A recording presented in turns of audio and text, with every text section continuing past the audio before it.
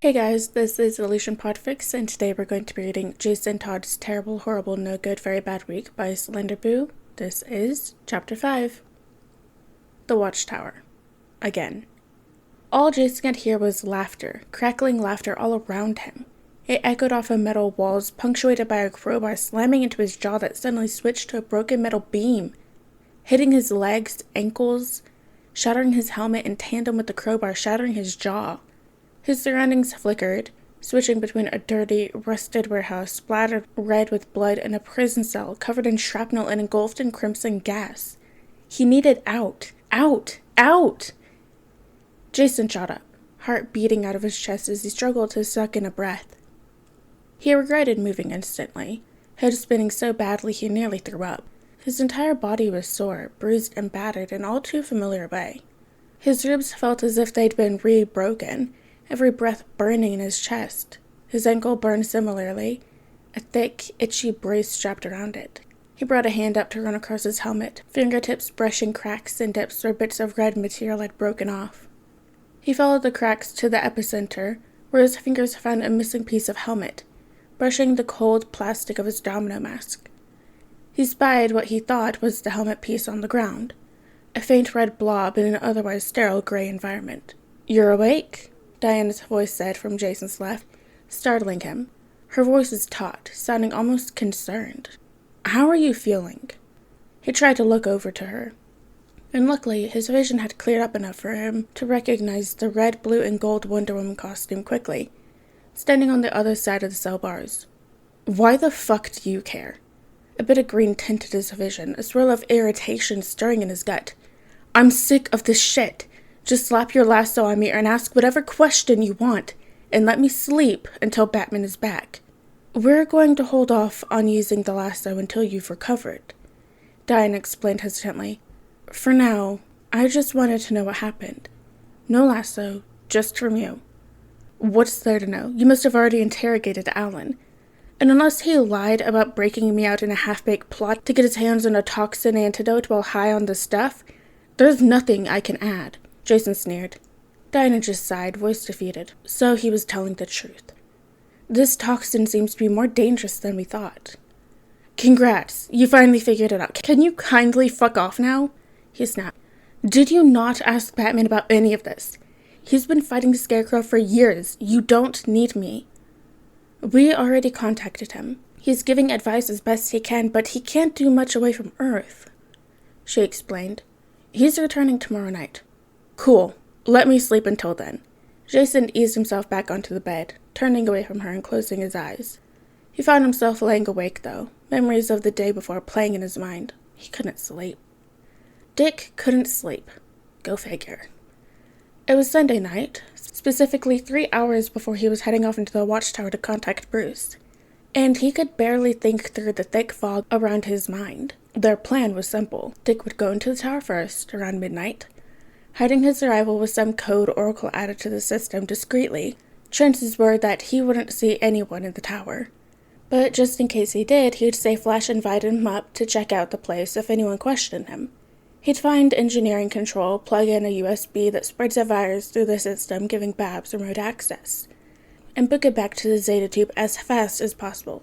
If he got captured somehow, Tim and Damian would give him 12 hours to get out before breaking him out themselves. He'd studied the building maps the second he got his hands on it, thanks to Damian spending 3 hours going through Bruce's office to find the blueprints, and knew the whole building like the back of his hand, so he should be relaxed. Right? He sighed, pulling himself out of the bed.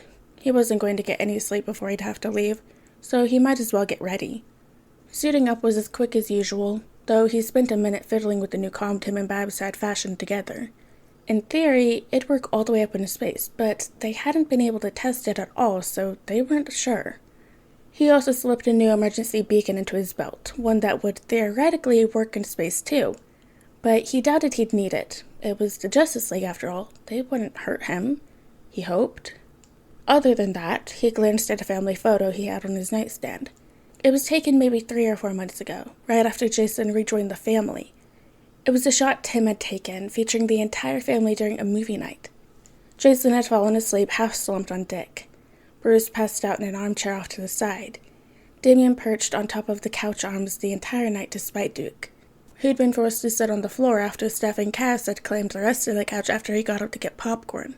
It was a fond memory, even though he'd woken up with a sore neck and an arm covered in doodles thanks to Damian. Jason was going to be okay, he told himself. He had to be. He left his room. 3 hours later. Dick really didn't like the Zeta tube. The whole thing was bulky yet so cramped on the inside, making him feel choked. Tim was standing outside of it, fiddling with the controls per Oracle's instructions to make sure Dick's arrival wouldn't send an alert to anyone in the watchtower. He looked a bit better rested than the day before, but that wasn't saying much considering his eye bags were deeper than the Mariana Trench, and as dark as Batman's cape. "Ready?" he called into the tube. "Yeah." Dick took a deep breath, pressing a black domino mask onto his face just as the Zeta tube whirled to life. "See you in half an hour." The actual trip was disorienting, making his head spin. 1 second he was standing in the cool, humid Batcave, and the next, all moisture seemed to have been sucked out of the air, leaving him cold in a steel-gray room. Recognized. Nightwing R1. Thank goodness it worked. The walls were lined with metal support pillars, curling up into a domed ceiling. Between the pillars were panels of windows, looking out into, the vast emptiness of space. Definitely not escaping this place through anywhere but the Zeta tube. "Nightwing?" Tim's voice crackled through his comm. A lot choppier than usual, but the earpiece seemed to be working fine. "Red Robin," he replied, tapping the earpiece. "You were right. It's in space." "Nightwing?" Tim just repeated. "Okay, computer says your comm is still working, but I can't hear anything. So I'm assuming you can hear me, but I can't hear you." "Ah, great," Nightwing muttered to himself. "Something tells me the emergency beacon isn't going to work either, so I guess I'm on my own. I'll update you if anything new happens on my end. See you soon, Big Bird," Tim's voice said, before his end of the comm switched off. He thought back to the map. All he had to do was find the main dome and skirt around the edges until he found the engineering control. It was 5 doors down, and as long as he was silent, he should be fine. It seemed that way, at least, as he slipped into a curving hallway and ran down, counting doors carefully. They were far apart, each seemingly opening with the press of a panel at the side. He couldn't help but marvel at the structure a bit. The walls all along the corridor were paneled with glass, a similar metal pillar design as the Zeta tube, room curving between each window panel. As he ran, he could see Earth through a window in all its glory, continents alight with clusters of light. It was pretty, he had to admit, but he ripped his gaze away. He had a job to do. Finally, Nightwing found the door he needed. The door looked the same as all the others, but he didn't waste any time slamming a hand onto the panel, the door opening with a whoosh. That was his first mistake of the day by far, if you didn't count getting the fucking room wrong. It opened to Wonder Woman, Superman, and Flash sitting in a meeting room with Green Arrow and Black Canary. Well then. "Lesson learned. Don't try to break murderers out of," Flash was saying, but he stopped at the hiss of the door. Superman was the first to notice Nightwing, head snapping towards the hero. He stood up abruptly, alerting the other heroes to the eldest Robin's presence. Flash looked over, a look of surprise and then recognition passing over his face. "Nightwing?" he blurted. He scanned the expression of everyone in the room. Great. Now B was going to kill him. Wrong room? He then slammed his hand back onto the panel, door whooshing closed on the indignant yells coming from inside the room now. Oh, fuck. He turned on one of his eskrima sticks and slammed the electrical end into the control panel, breaking it and hopefully trapping the leak. Oh my god, this was bad. Inside their meeting room for a little bit longer. He then booked it down the hall, desperately racking his brain for where engineering control might be. Why the hell did he trust the blueprints? Of course they were out of date. They must have been from when the building was first constructed years ago. So they must have shuffled the rooms around or built more of them or... Stop! He heard Wonder Woman yell behind him. Oh, fuck. No thanks, he yelled back, ducking under her lasso easily and spying a stairwell as he did. He jumped down it without any further consideration, pulling out his grapple in preparation for catching himself. It only went down 3 floors. Nightwing catching the railing and dropping down to the floor with a roll to save his ankle from a dreaded superhero landing, finding himself in a lower lit area, without any windows and a line of doorways. He picked the third doorway from the left, threw it open easily, and slammed it shut behind him. The room wasn't all that long, with 3 cells lining it. One had been busted into if the shrapnel pushing into one of the now opened cells is anything to go by. He saw a door on the other end that would lead him out and into a different part of the watchtower if he remembered the plan right, but... Dickhead? A very familiar voice said, partially mechanized in a painfully familiar way. He knew that voice. Nightwing turned to the cell next to the destroyed one, to see a red helmet shattered over the eye and under it a domino mask identical to his own in design. He couldn't believe it. Jason? 5 minutes earlier in the meeting room, Diana's head hurt, but that was expected at this point. So, Hood confirmed your story, she said to a downtrodden Flash. We're suspending you for the week and putting you on probation for 3 months after. Everything you did down there was the worst thing you could have done in that situation, especially bringing a canister of anger toxin into the presence of a criminal without permission or proper safety precautions. The only reason you're not being expelled from the league is because you were under the influence of the toxin, Superman explained, his voice harsh. But even before that, while you weren't thinking straight, you still thought it was a good idea to free a dangerous criminal without our permission or knowledge, and go on a wild goose chase for an antidote that hasn't even been created yet. Diana could tell the whole situation bothered him. He'd been the one to bring in Hood after all, so knowing Clark, he felt responsible for his injuries. She felt guilty too, but for a different reason. She hadn't done anything to help Barry for weeks, leading him to this outburst. I'll take it, Barry conceded, looking down. I deserve more than that. As long as Central City is being looked after, I'll deal with whatever punishment you give me. No need for that, Diana said. All we ask is that you go to counseling with Dinah and work on communicating more openly with. Some of the blame of this incident is on us too. Firstly, for not checking on you earlier, and secondly, for keeping you out of the investigation. It was foolish of us. My apologies. Accepted. He waved her off, a bit of the light-hearted Barry charm reinfecting his voice. We all made mistakes. Lesson learned. Don't try to break murderers out of... He was cut off by the door opening and Superman standing up suddenly. Diana whipped her head around to see a hero she was unfamiliar with standing in the door, looking like a deer in headlights. Nightwing? Flash blurted, face flashing with recognition. The hero, Nightwing apparently, scanned the room quickly. He said. His voice sounded on the younger side, probably in his early 20s. Wrong room?